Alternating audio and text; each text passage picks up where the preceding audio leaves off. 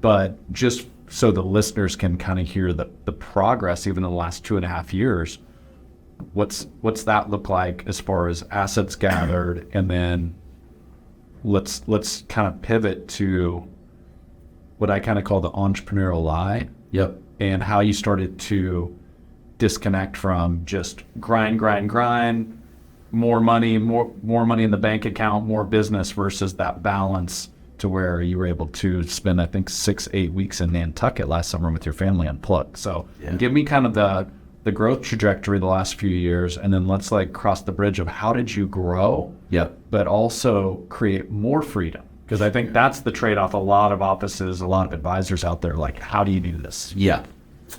Well, look, like many, right, I was just trying to continue to grow.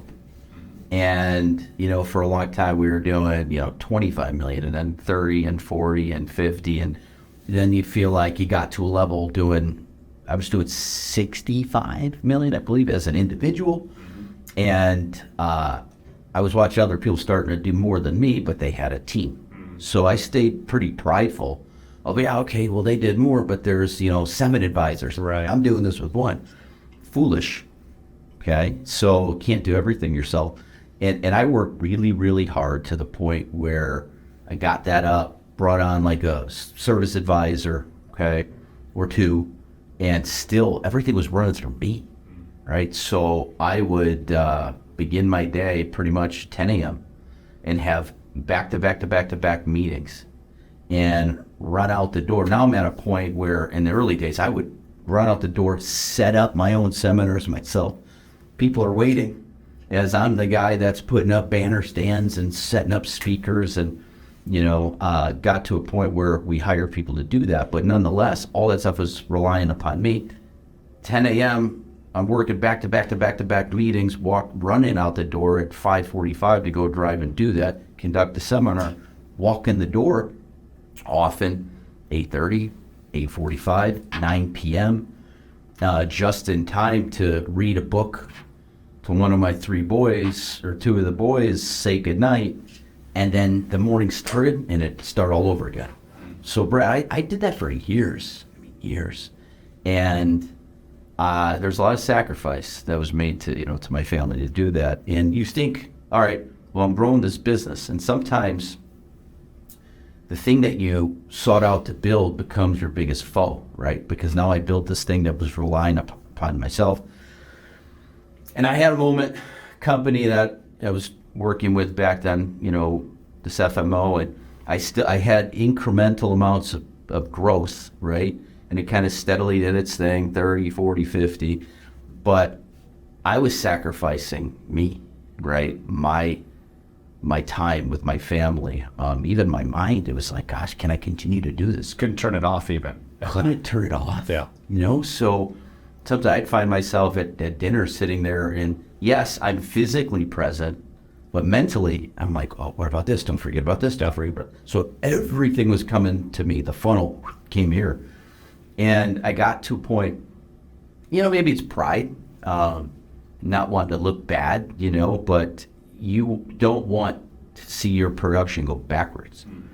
And I did this for like a decade, and I got to a point, I forgot that year, I think we wrote a total of like 87 or 91 million.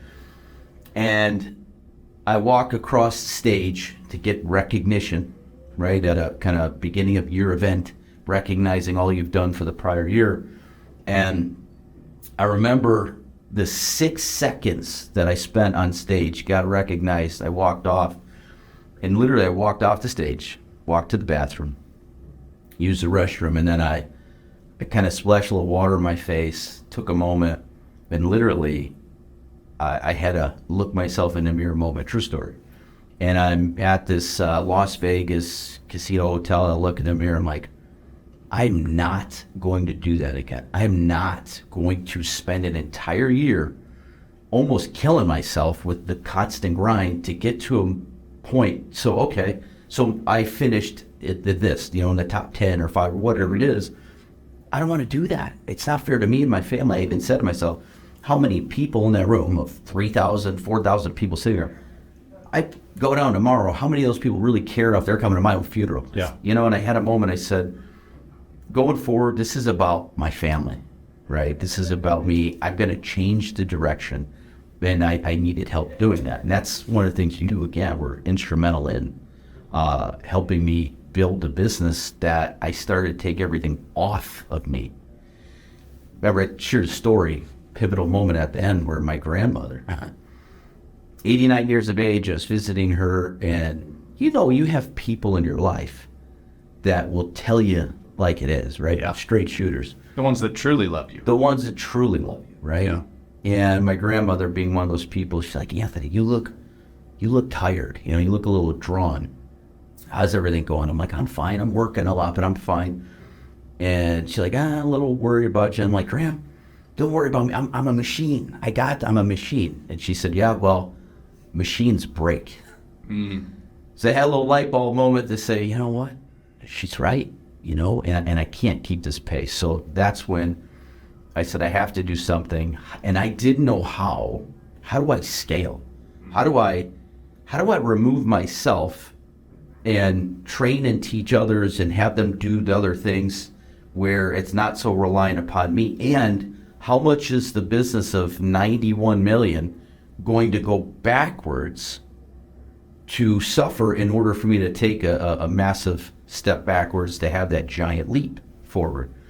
Well, with scaling and everything we put together, with your help, I put ourselves in a position then that we went from 91 million to 171 million year over year, with me doing a lot less of the production, relying on others, building the team. The following year, though, we went from 171 to about 210 million, and of that, I've written zero. So I completely removed myself, and this year we're pacing north of 250 million, while by the grace of God, living in one state, business in another. And to your point, yeah, we bought an amazing investment property, second home in Nantucket. So my family now, we look forward to taking, last couple of years, we're taking 6 to 8 weeks in the summer there. And the business is now, you know, running as a machine. I think I had 2 or 3 phone calls the entire, 6 to 8 weeks. So that's where we're at, but it didn't happen overnight.